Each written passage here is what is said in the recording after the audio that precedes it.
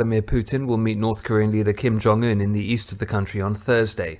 It comes after the latest round of talks between Mr. Kim and US President Donald Trump broke down. Meanwhile, Buckingham Palace has confirmed US President Trump will pay a state visit to the UK in June. Protesters are already promising to demonstrate against his trip. Samsung says it's delaying the global launch of its foldable smartphone after early reviews revealed serious issues with its display. FSN's Bruce Harrison reports from Seoul. Samsung says it's taking measures to strengthen the Galaxy Fold's display protection. Journalists testing the devices reported partial to full screen failures just days after receiving the phone. Some removed a protective plastic layer that Samsung now advises you're not supposed to remove. But the full scope of issues is unclear.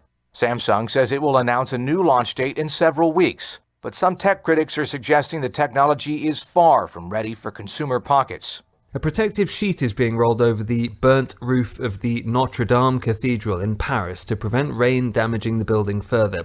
Showers and heavy downpours have been forecast for the French capital this week, but the tarpaulin will only be a temporary measure until a more permanent solution is found, as Oliver Whitfield-Miocic reports from FSN's bureau in Paris.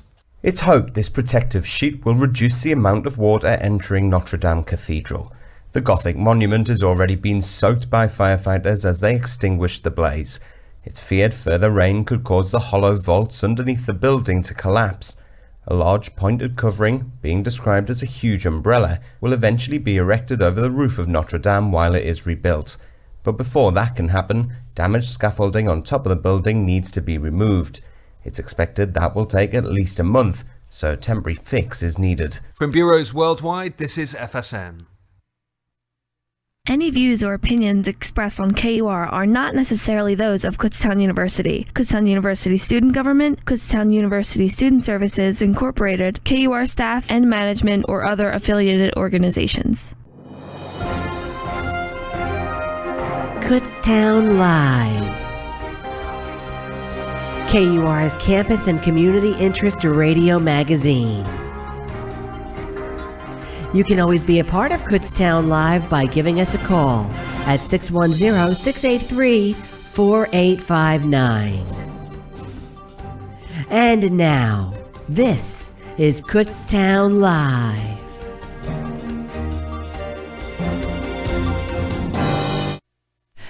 This is the radio voice of Kutztown University, KUR Kutztown. Hello and good afternoon and welcome to Kutztown Live, Kutztown University's campus and community talk show.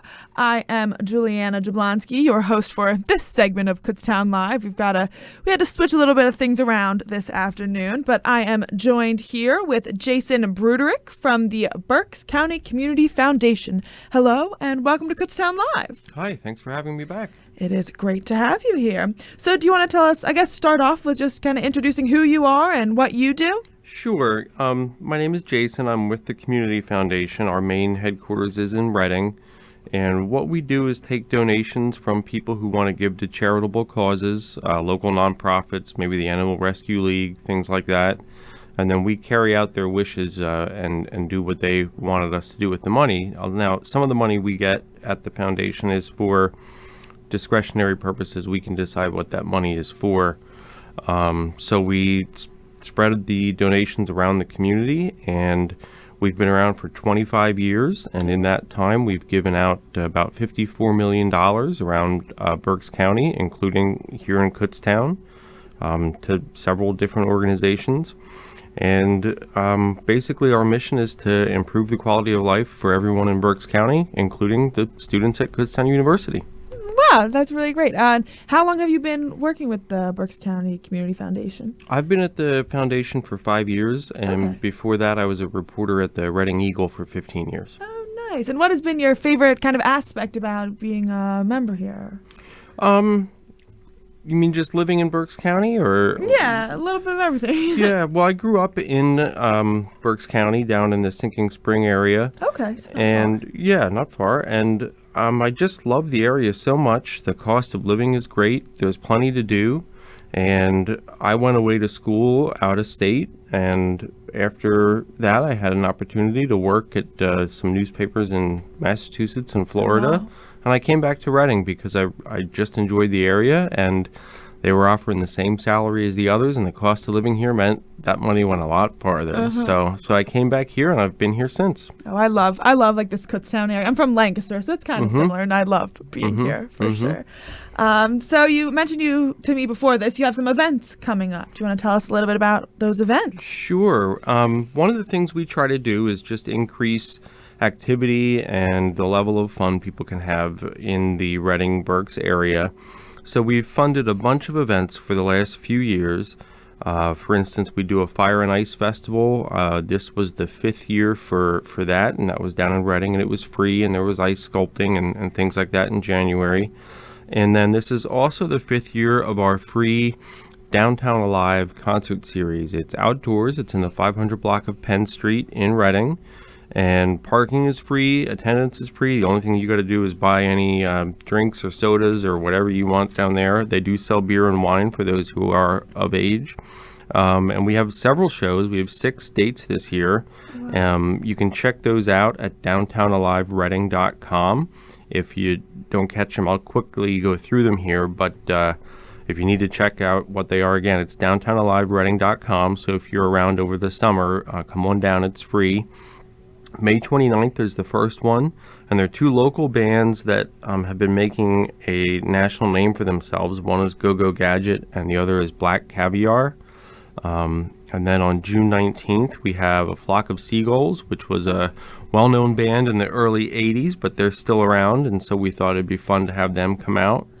July 17th, we have Local H, and their opener is Anthrophobia. August 14th, we have The Revolution, and that was Prince's band that was with him for a long time, so we have them playing. And then their openers are DJ Greg Nice and Evolution. And then we have 2 shows, one September 18th and one in mid-October, and we're saving the announcements on those acts for later in the year. Okay, but so those are a surprise. They are. And the October one is going to be out in front of the Santander Arena. Okay. And that's the night of the Reading Royals home opener, so you can make a whole night of it. Okay, so which one? Is there one you're really looking forward to that's coming up, or are you just all of them? Yeah, all of them seem pretty cool. I've seen Go-Go Gadget before. They're really great. They do covers of every song you've ever heard. So they're fun to see. I think The Revolution is going to bring out a lot of people, especially, because Prince has been on people's minds now since he passed away. But I think Flock of Seagulls is the one that people my age, I was probably 8 when their big song came out. So I'm looking forward to that. That'll bring back memories. So. Nice. Everyone loves summer concerts. I love going to things like that. And so there's all throughout the summer, you've got a bunch of them coming up. Sure. Are there any other events that are going on besides the concerts? We have a couple things that are going to be announced throughout the year. So if people want to keep tabs, they can look at bccf.org is our website. And that's also where people can go to look for scholarships that we hand out and other types of funding that's available if you happen to be involved with a nonprofit organization. Okay. And so what would students and members of the Kutztown area contact you for? So there are specific scholarships for Kutztown University and for other schools in Berks County as well. And we do all sorts of funding, arts funding, energy efficiency funding, all kinds of different things. So it's maybe just scroll around our website and look and see what we have available, or if you have a question, you can just contact us via the website. Everybody who works at the foundation has their email address on there, and we're happy to answer questions. I can give you just one example of some funding that came up here. Was we gave $35,000 just a few years ago, and it replaced all of the lights in the opaque field house and the tennis courts that are over near there. And we replaced all the lights there with energy efficient LED lighting. Okay. And that was to save the university money, the time it costs to replace the lights, and just to be, make a better investment for the environment. So that's one example of something we've done here on campus. And you said you've been working with the Berks County Community Foundation for 5 years. What has been some of your most memorable things that you've been able to be a part of? The concert series has been amazing. I mean, sometimes I get to sneak up on the stage and take some pictures, and to look out at several thousand people just standing there having a good time on Penn Street has been really cool. And some of the other events that we've funded have been really nice. The Fire and Ice Fest and various things around the community. Kutztown, the town itself, is just one of the neatest towns around. Certainly, if I was college age, it's probably somewhere I'd want to be. But it has that small town vibe, but also, very hip place to be. And I think West Reading has a similar feel. And so one of the things that we've done there, and I know parking can be an issue here sometimes too, but in West Reading it's been a big problem.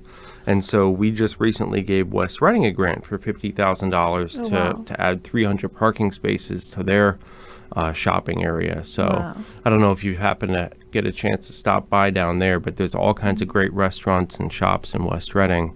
Okay. So that's the kind of thing that we do. Oh, wow. All right. So besides those concerts coming up, which is definitely really exciting, I know, especially because we play music all the time on this radio show, and we host different events here. So everyone loves music and going out and seeing live things, especially over the summer. I don't know if you can go to a concert, especially if they're free, which is always definitely the best part for most people. Is there just kind of anything else you want to say while you're here this afternoon? Sure. This might have not got everyone's attention yet, but it's pretty cool.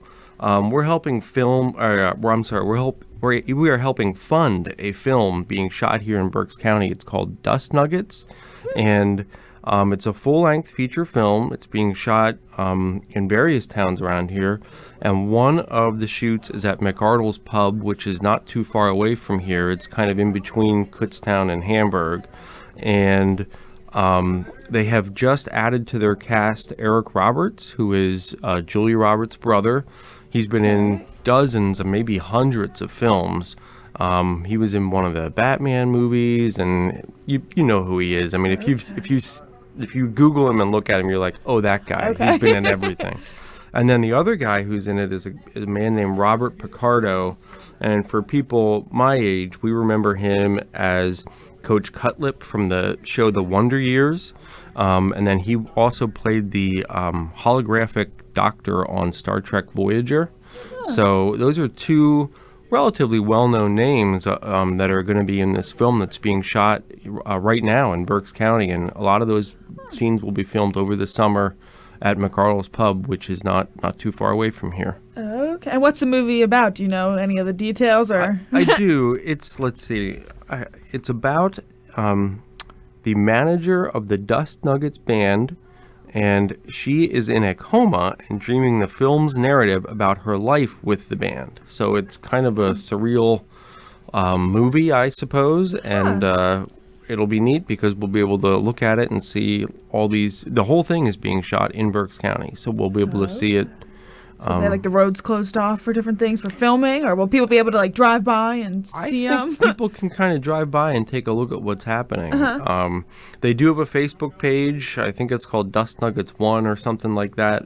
You should be able to find it if you just search for it. But so that's going on this summer, and we're happy we gave them an arts grant to do that. Oh, wow. Yeah, it was part of our rural arts grant program. We have two arts programs. One is to make the arts more accessible in urban areas, and one is to encourage artistic endeavors in the rural areas. So they got a rural arts grant to shoot out here at McArdle's. Okay, so do you know who came up with the whole idea for the film and stuff? It's a local production company called Shot Production, and it's a local writer named Sue Lange, and then a local visual artist named Andrew Pachan.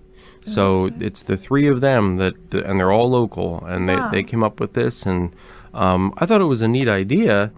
And then when our grant-making staff decided to fund it, I thought, well, that's interesting. And then they started to land these actors, and I thought, oh, wow, this is a real thing that's happening. It was pretty neat to see it come along. Wow, that's so cool to hear, because I know, like, my sister wants to be a director of stuff like that, and I'm, like, hearing you, and I'm like, oh, I'll have to tell her that she has, like, different opportunities like this to come up. So that's really cool that you guys are able to do things like that, and that now those some stars will be in the area around here, which is pretty cool and exciting. I know people freak out when they see different people in small towns like this. I'm sure there are some Trekkies in the area who know exactly who I'm talking about.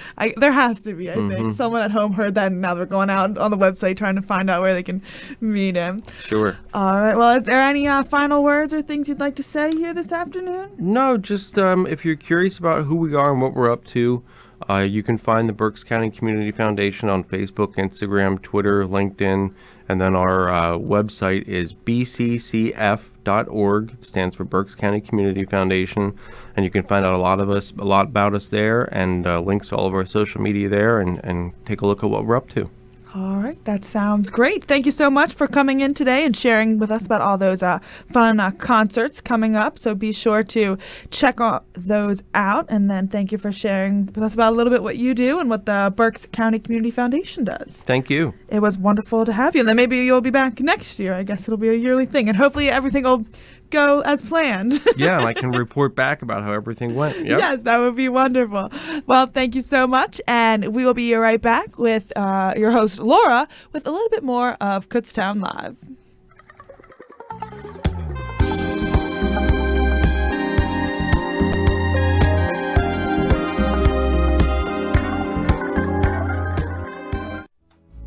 The Northeast Berks Chamber of Commerce is your premier resource and voice for trusted local business.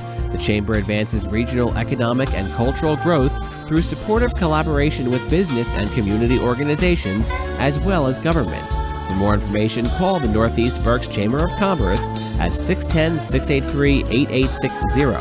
That's 610-683-8860, or visit their website at northeastberkschamber.com.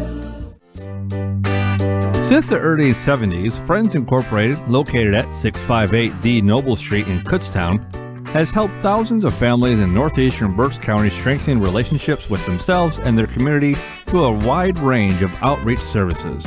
Every family and individual is offered case management services, food pantry assistance, counseling, support groups, and program referrals. Contact Friends Incorporated at 610-683-7790. That's 610-683-7790. Or visit their website, www.friendinc.org. Friend Incorporated, helping our neighbors to strengthen our community.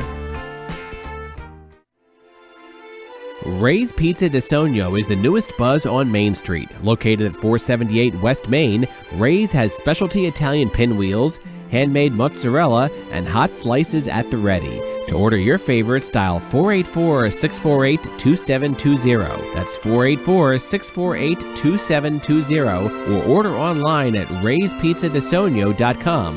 That's rayspizza.com. Mention KU Radio for a special treat.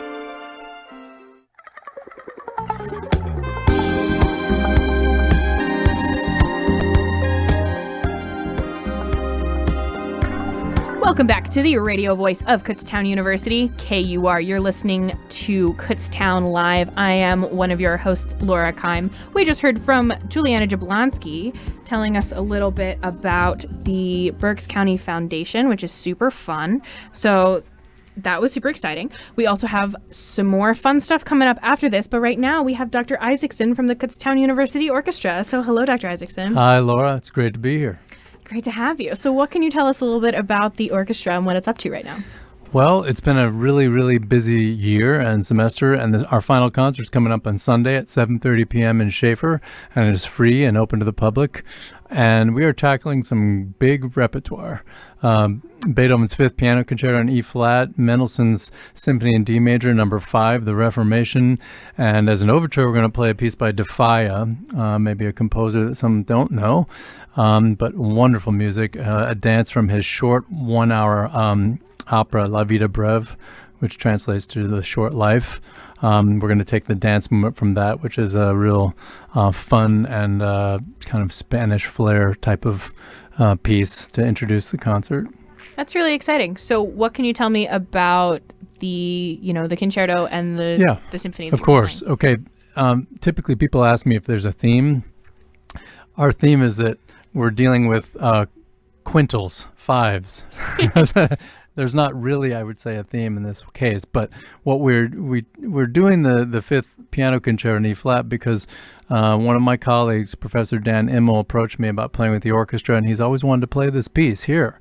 And it's a monumental work. It's 40 minutes long. The first movement is about 20 minutes, and it is apparently online rated the #1 piano concerto in everywhere. Everyone seems to like it, so it's very popular. I think it's important too as a piece because it's the last concerto that Beethoven wrote. That's one thing, and it's also in the key of E flat, which is a very powerful key for him. Some of you may remember or know, E flat is also the same key as his important Eroica Symphony No. 3, and it's a key I think that he embraces deliberately for a certain grandeur and certain scope. Literally. In the case of the concerto, he's really integrating almost like a symphonic work with the piano weaving in and out of the orchestral texture and then with tremendous flourishes of virtuosity. And so it's a really not an easy piece to put together as well because the instrumentation flows in and out from tutti to smaller subsections of the orchestra, and he puts some challenges forth in putting that together. So do you think it's accessible to someone who, say, has not had like a classical music education or anything like that? Like, would you say that, anybody just coming to this concert would be able to kind of enjoy what they're listening to? Yes, most definitely, because I think all of this music is tuneful. It highlights the capabilities of the orchestra. And I think it's not the kind of music that demands sort of an esoteric knowledge about classical music. It's widely appreciated, I think, definitely. And you'll hear certain quotes. For instance, especially in the Mendelssohn Symphony, there's a large Protestant aspect to this because Mendelssohn wrote it for the 300th. So I guess that would be tercentennial, something like that, for the 300th anniversary of the Augsburg Confession, which is sort of laying out the whole basis of Lutheranism. And it was written in 1830 for that event, but unfortunately he became ill and was unable to have it premiered there. So technically it's actually his second symphony, but it ended up being numbered as fifth because it got done later. And he edited it later on and made it even more mature, I think, in its later versions. And I believe it did not get played until about 1868, even though it was written in 1830. Okay. But there's also not only a chorale reference in there that's very recognizable, there's also something called the Dresden Amen, which is a little snippet of a couple of bars that was used by other composers, such as Wagner and his Parsifal, and was used in the service, the Protestant service. It's just sort of like an amen that's formulaic, and I think he put it in there as an homage to the event, even though it didn't, like I said, get performed for that. Mm-hmm. Okay, and so that's also accessible, you mean? Very much so, very much so. And I think it's, I love the piece because it has such drama in it. It has such lyricism. The first movement is just fiery. And very, it's a good finger workout it for is. the string players. For sure. The string players are getting a boatload of notes that they have to cover. And then he pits the chorales, the choruses of the orchestra, as you might call them. So the winds and the brass are almost like they're in competition with the string section back and forth and back and forth. And it creates not only an oral drama, but a visceral drama, one that you can see from the audience. So that plays out in very meaningful ways and very surprising ways. Mm-hmm. Yeah, it's definitely an exciting piece coming from a player in the orchestra. Yes, I'm a little biased, but I think it's really important that, I don't know, I come from a place where, like, my parents are not, educated on music all that much, and so they just come to the concerts to support me, and they enjoy it. But it's because they have the opportunity to see this music, and it's free for people who, that you don't have to know anything to enjoy it. You can just walk in and saying like, oh, I've never heard classical music in my life, but you can come into a concert and still really be part of the music and part of the the environment, which I think is a cool thing about that. Most definitely. And I would say here, as part of KU, we have so many free concerts that are presented. It's really a wonderful environment for anyone who's curious or interested just to explore. I think exploring while you're in college is one of the great privileges because it doesn't cost you anything. And so I hope that a lot of people will take that opportunity and come out and see it. I think they'll be surprised at the quality of the orchestra we have here, and they'll definitely be impressed by the skill of our pianist, who's a fantastic musician, Professor Dan Emmel. And so we're looking forward to it. Yeah, that's definitely exciting. So what else is happening with the orchestra as far as, next year and thoughts for the future, stuff like that? Well, we've had a great recruiting year for the orchestra, and that's exciting. We have a number of new majors coming in for the fall, so I think our membership is expanding, and we have ever more non-majors wanting to be included. There are a lot of students who've come to Accepted Students Day. I think I met about 10 or so who are interested in the orchestra, and most of those were string players. So I think there are a lot of them that play and throughout their high school years and also middle school as well, and they have a long investment and they love music. And they come to Kutztown to study other disciplines, and yet they still want to continue with their music, and there's a place for that here, which is really exciting. So the orchestra is kind of like a crossroads for many students in different majors. We've had all majors represented, and I find that interesting and exciting. For next year, we will have some of our same events we've had going on. We have our annual concerto competition. We'll have a tour in the fall. I've started working on a guest artist coming in that I'm not going to divulge because it's not secured yet, but that's kind of exciting, and it's in the works. And we're also going to look at programming some more accessible things. You mentioned accessible, that might be not your standard kind of orchestra concert. One of the ideas that we've been talking about is offering a Broadway concert as a fundraiser, and that's something that is also in its planning stages. So that's kind of exciting. And we always look for more collaboration down the road. I hope to collaborate again with the Reading Choral Society. We had a wonderful collaboration in the Concert for Peace earlier this year, and I think the students really enjoyed it. And it brought together many communities of support, those that were in the chorus and those that support the chorus, and also our audience. And so for 2 concerts, we had sold-out audiences in both locations, and that was really, I think, a shot in the arm for the orchestra students, because nothing really gives you verification and excitement. And when you walk out on stage and you feel that energy and you see all those people in the auditorium, we get that during the holiday concert where we have many, many people coming, and that's usually typically standing room only now. But we don't get that necessarily for just our planned orchestra concerts that are dedicated to standard orchestral literature.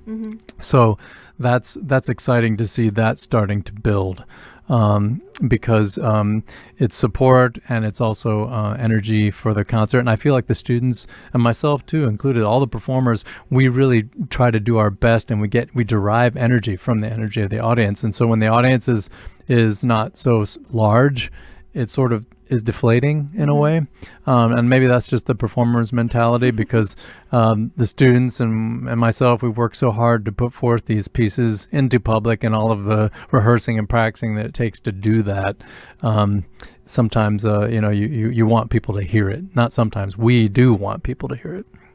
So who do you think who do you want to see at concerts? Like, do you want to see more students, like more students who aren't, in the ensembles or in the music program, or do you want people from the community? Anybody? I would say all of that and more.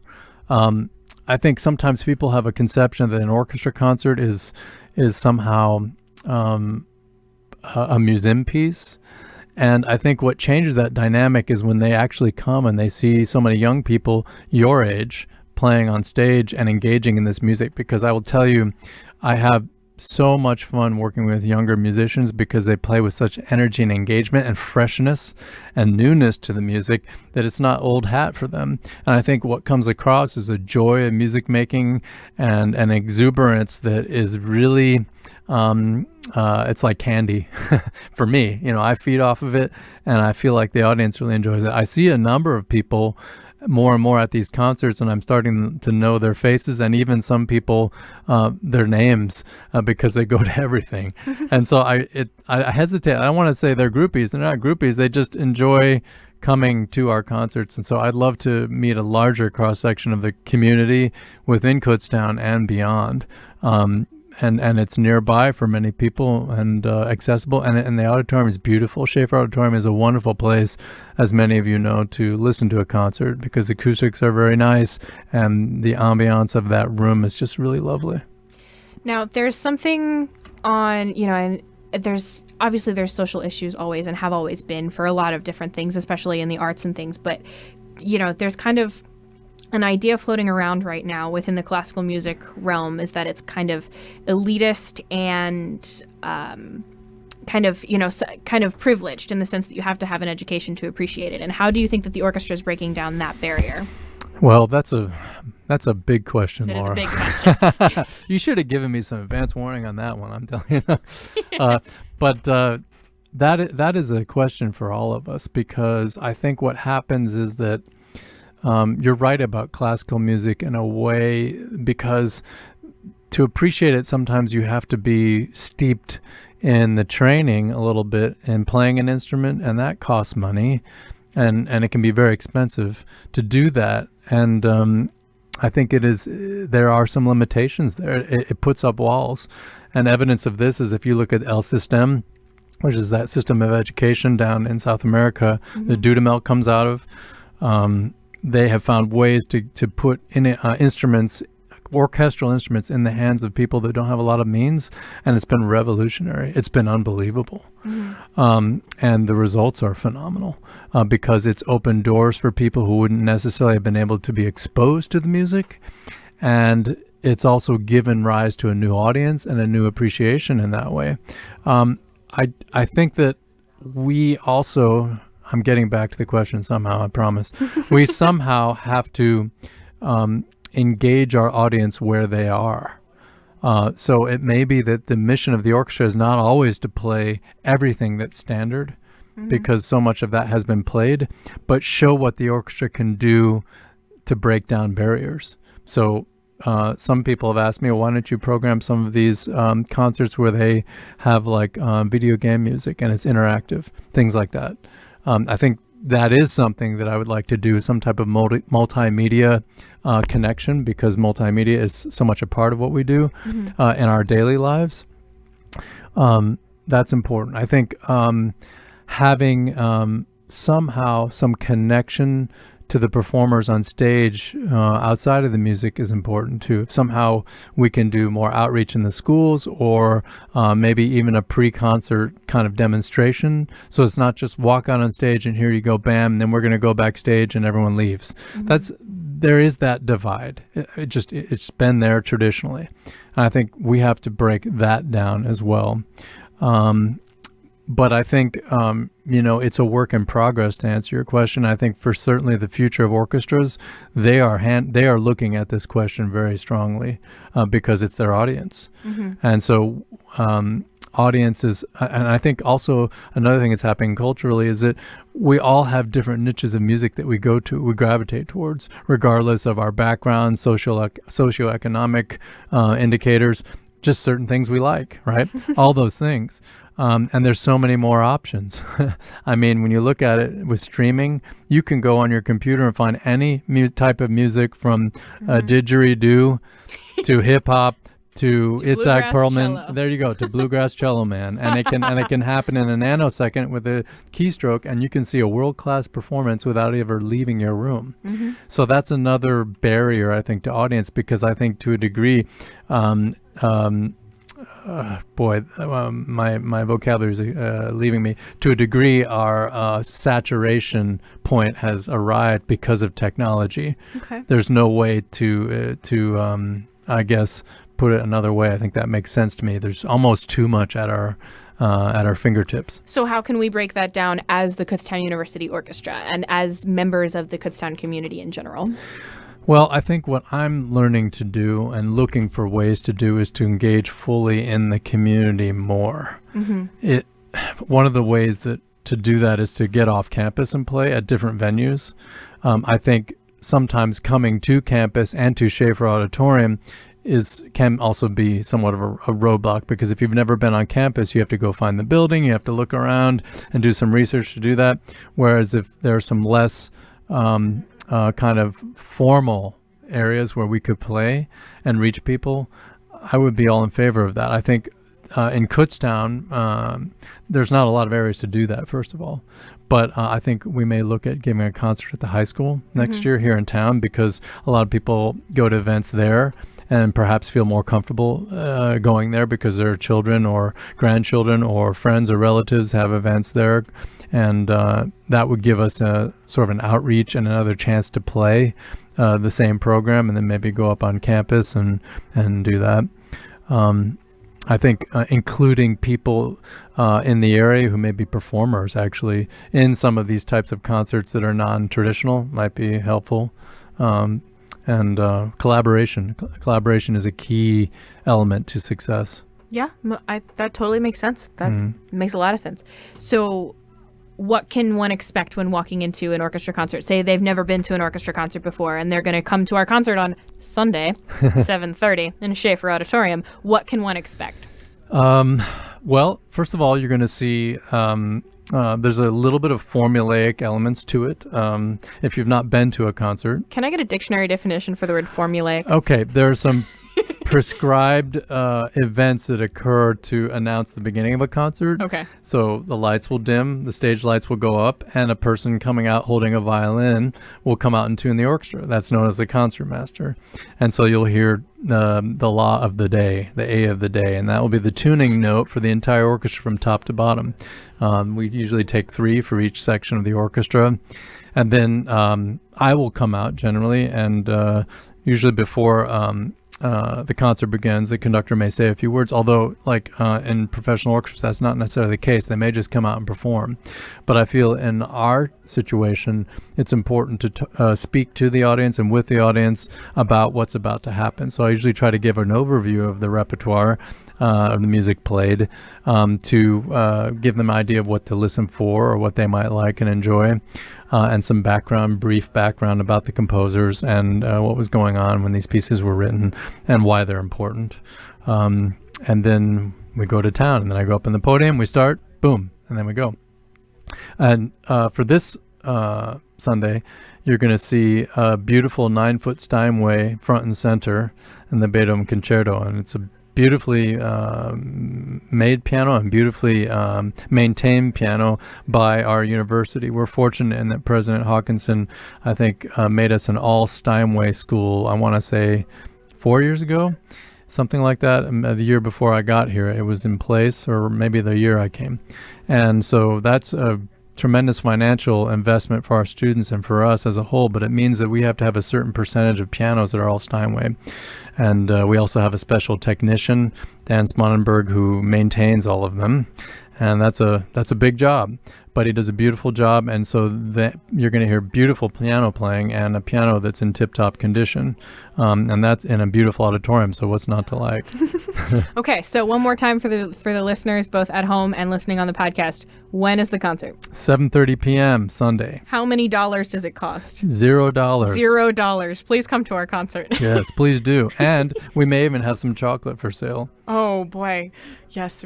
We're the orchestra fundraiser, all kinds of fun stuff like that. Yes. All right. Well, thank you so much for coming in, Dr. Isaacson. Hopefully, if you are tuned into KU Live right now or listening in the podcast version, you will be in attendance at our concert. If you are, tweet at the orchestra at Kutztown O, or leave us a comment on our Facebook page, etc., etc. That's all available online. We're going to be right back. Juliana and I will be chatting a little bit more about what's going on in our world today. So there's all kinds of fun stuff like that to look forward to. So stay tuned, only here on the radio voice of Kutztown University, KUR.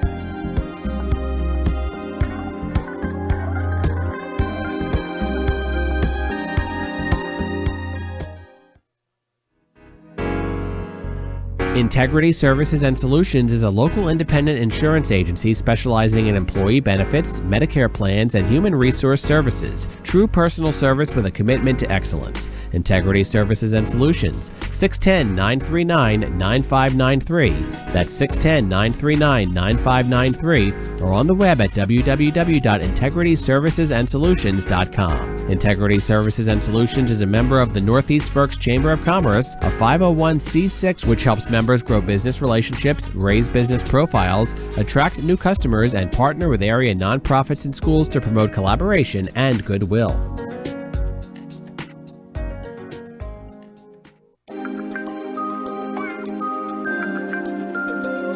Power Marketing International provides leading-edge web design and marketing services to help businesses get found online, impress and engage viewers, and convert them into repeat customers. PowerMarketingInternational.com for more information. That's PowerMarketingInternational.com. Power Marketing International is a member of the Northeast Berks Chamber of Commerce, a 501c6 which helps members grow business relationships, raise business profiles, attract new customers, and partner with area nonprofits and schools to promote collaboration and goodwill.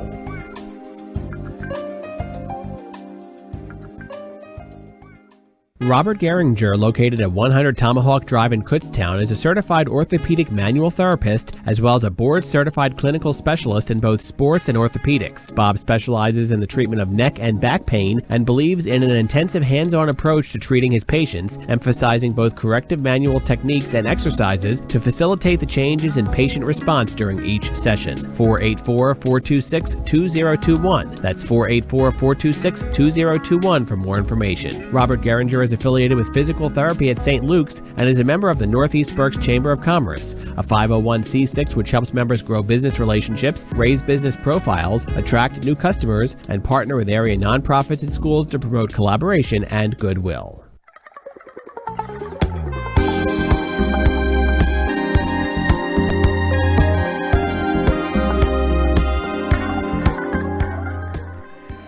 Hello, and welcome back to Kutztown Live, Kutztown University's campus and community talk show. I am Juliana Jablonski here and I am Laura Keim. And who did we just hear from? We just heard from Dr. Peter Isaacson, the director of the Kutztown University Orchestra. And then right before that, we spoke to Jason Broderick from the Berks County Community Foundation.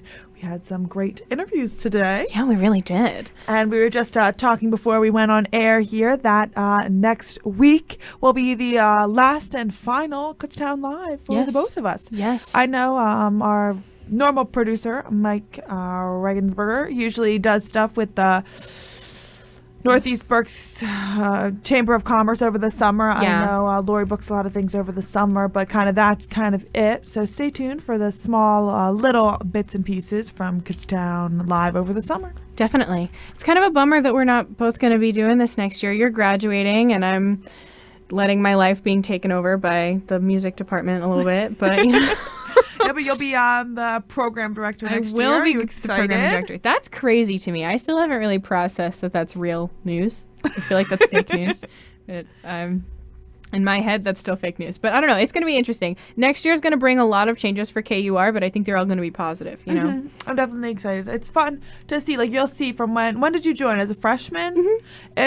It'll be crazy to see from your freshman year to your senior year how much things are different, because things have totally gone up and down and up and crazy different things and changes for the better, different changes. It's been crazy to see how much has changed, and it's definitely been a lot and a wild ride. Yeah. But has been totally fun. Absolutely. I have because I want to do a show during finals week since it's my last country music show. So I made a Facebook event. I was just inviting literally every single one of my Facebook friends. I probably invited you. I don't know. Yeah, I've already checked interested. I'll probably end up tuning in, especially since it's during finals week, as long as I don't have a final I'm in. It's Monday at 5 to 6.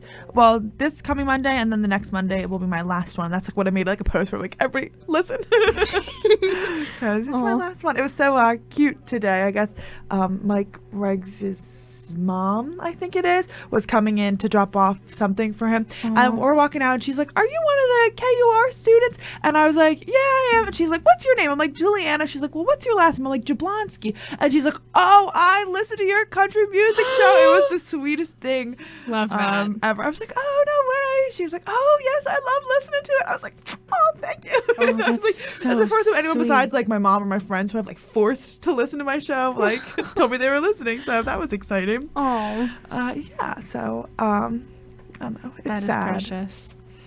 Yeah, it was cute.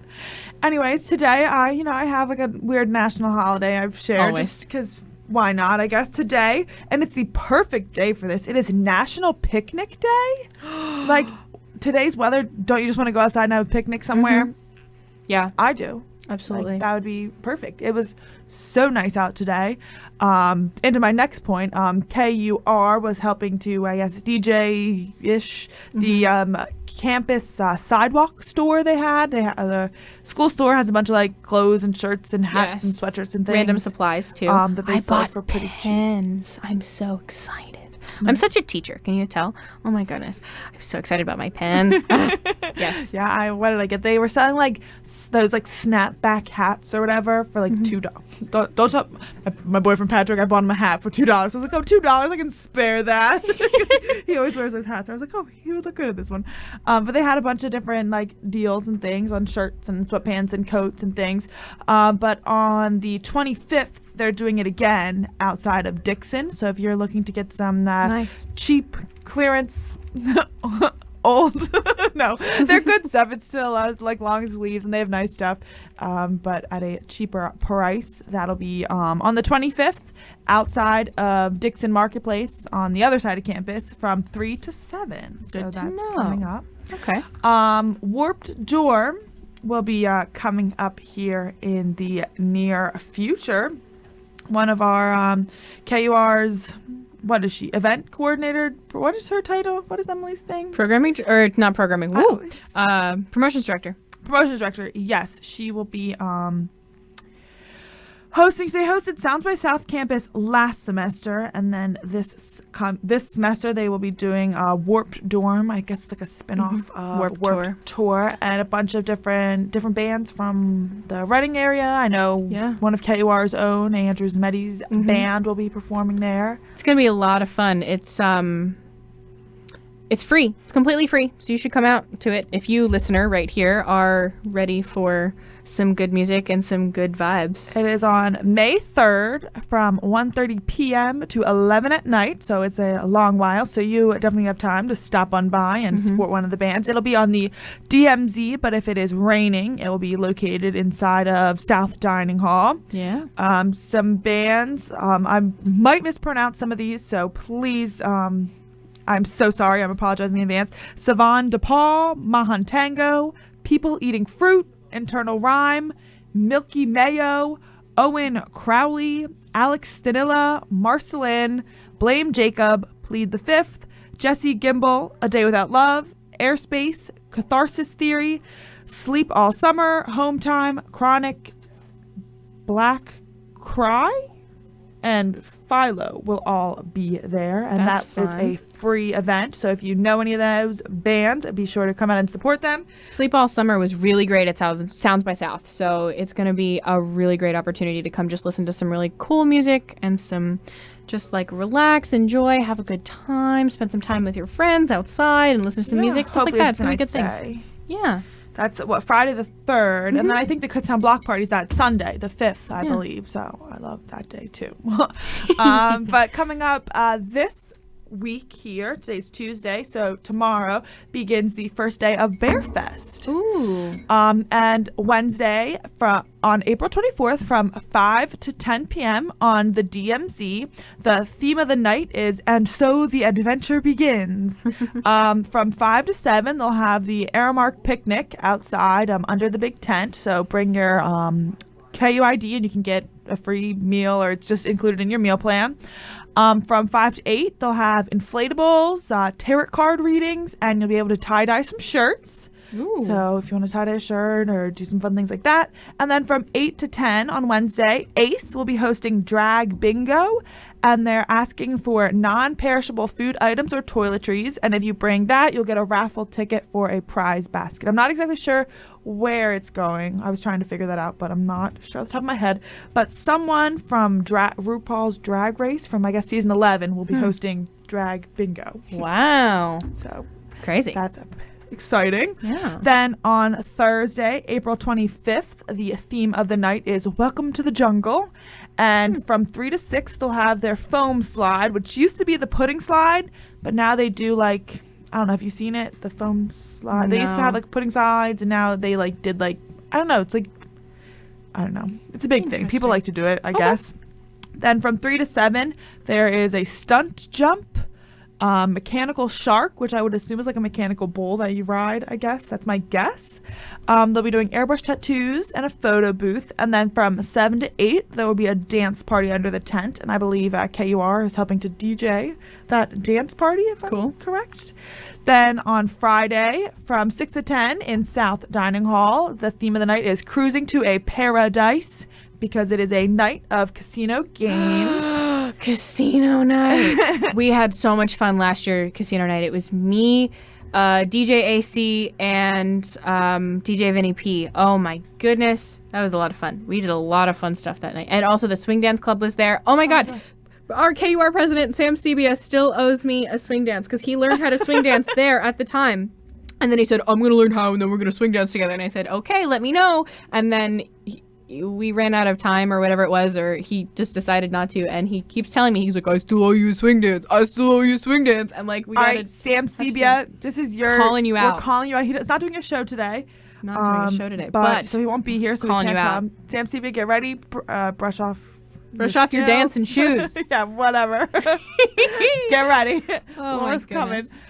Then on Saturday, April 27th, from 11 to 4, back outside in the DMZ, the theme is This One Time at Bear Camp.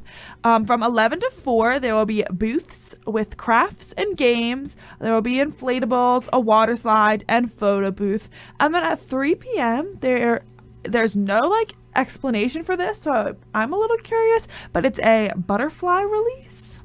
So I don't know if someone's been, like, hatching butterflies in their room or what's really happening with that, but they'll be releasing some butterflies at 3, so if you want to know what that's about, head on over to the DMZ. One of my best friends, he goes to the University of Delaware, and his senior recital is this Saturday, so I'll be heading down there, so I won't be able to see some butterflies be released, but I'll probably make my way over to check out some crafts and stuff, because that's just what I like to do. Love some good crafts. Are you on campus or off campus? I live on campus. Okay, so you'll be seeing lots of different things going down this week. That's one thing I miss about like being on campus, is all like the events and seeing all the people out like on the DMZ, like, I don't know, just hanging out. And now, because I live off Main Street, you don't really see people just sitting outside. Yeah. That's true. That's true. Well, I mean, we have some more stuff going on in the news this week if you want to take a little more serious end of things. The House panel subpoenaed former White House counsel Don McGahn. It issued that and wanted him to testify in front of the panel. It's the Judiciary Committee is doing that. And they also gave him until May 7th to hand in other documents related to former National Security Agency Michael Flynn discussing sanctions with former Russian ambassador Sergei Kislyak, I think. And basically, there's just like some more stuff with that. I don't know. Anyway, former Vice President Joe Biden is set to launch a presidential campaign on Thursday, sources told CNN on Tuesday. So he's been publicly hinting at a 2020 run for weeks and has even begun encouraging donors to contribute to campaign operatives. He sits near the top of many national polls and is expected to become the Democratic frontrunner upon entering the race. And it's going to be, he will come in the form of a video on Thursday and an event in Pittsburgh on Monday. So if you're in the Pittsburgh area and you're into that, definitely research that a little bit more. So the Sri Lanka raised the official death toll from Sunday's coordinated bombings at churches and luxury hotels to 321 people, and then there's 500 wounded. which is really, really sad. There's a possible motive, though. The Prime Minister claims the preliminary investigations have revealed that what happened in Sri Lanka was in retaliation for the attack against Muslims in the Christchurch, which is kind of sad. So there's like a lot going on with that. So keep an eye on that if you want to be sad. It's too many crazy things happening in this world. Apparently, Trump's approval number sinks to an all-time low after the Mueller report. Basically, it's a new 39%, matches the lowest point in his presidency. It's dropped 5 percentage points since the special counsel Robert Mueller's redacted report was released.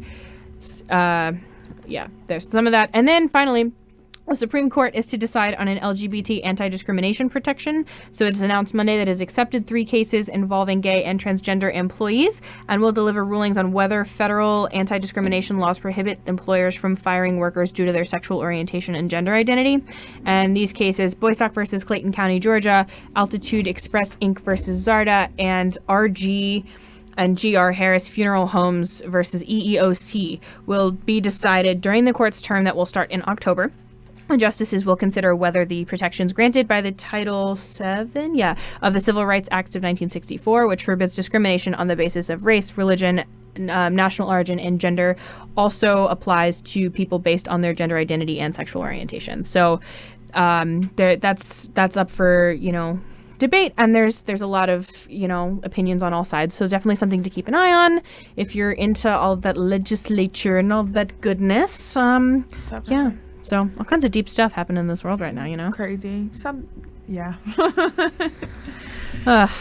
But I try not to make it too political, but sometimes all the things in the news are political, and then you're like, I just don't wanna. But yeah. I'm sitting here starting to do taking deep breaths because I've got my senior capstone presentation after this. So this is your 3-semester long project you've been working on, and so my partner and I present it tonight. We have a final paper due this week. We have a portfolio due, and then we have to present it for all of the communication professors the next week. So it's just a lot of things one after the other. And it's crazy. So I just can't wait for this presentation to be over. I've had to dress up a little bit today, and everyone's like, "Why do you look so nice?" I'm dying of just sweat because I'm wearing long black pants and a long black jacket today when I was outside. But yeah, I'm looking forward to it getting it done and over with. Me and my partner have been meeting a million times a week trying to get everything done. It's been about self-disclosure between parents, siblings, and friends. Interesting. And we had to do interviews about different things, and it's been really cool and it's been a lot of fun, but it's just been just so much, and we're ready to be done with it. So I'm excited for tonight. So how does it feel to be almost towards graduation? I don't know. I have so many mixed feelings about it. I am excited to be graduating. I can't believe 4 years ever flew by this fast. It's insane.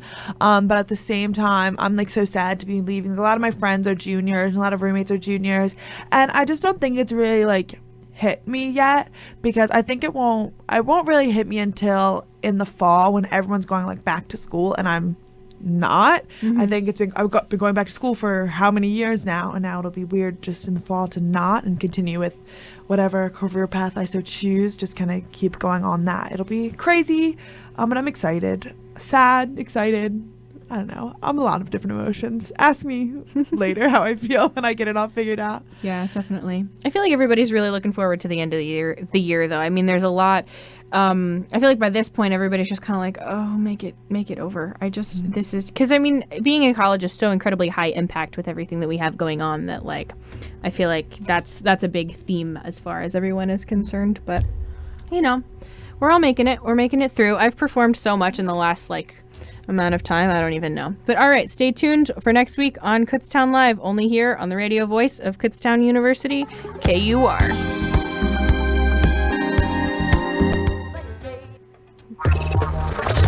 are listening to KUR, the radio voice of Kutztown University. On air at 1670 AM. Streaming online at www.kutztown.edu/KUR. At select times of the day on Service Electric, Berks Channel 24, Hometown Utilicom Channel 191, Service Electric Lehigh Channel 266. On your smartphone using a free app like TuneIn. You can listen to KUR anywhere you have a phone. Like that landline, just by dialing 563-999-3101. You can also hear your favorite KU Radio programming at any time on Mixcloud.com/KU Radio. It's your favorite shows whenever you want them. KUR, Kutztown University's source for music, talk, and everything in between. From Feature Story News in Washington, I'm Harry Horton. Sri Lanka's Prime Minister says the Islamic State group may be linked to Sunday's attacks, which killed 321 people and wounded 500. Meanwhile, the Minister of State for Defence says the attack was in response to the mass shooting at a New Zealand mosque. The first mass funeral was held on Tuesday as Sri Lanka marked an official day of mourning for the victims. A state of emergency remains in effect to prevent further attacks. One site targeted was the Shangri-La Hotel in Colombo, and our reporter Rebecca Bunden is there. The Shangri-La is one of the 3 luxury beachfront hotels in Colombo, Sri Lanka's capital, that was attacked by suicide bombers on Easter Sunday.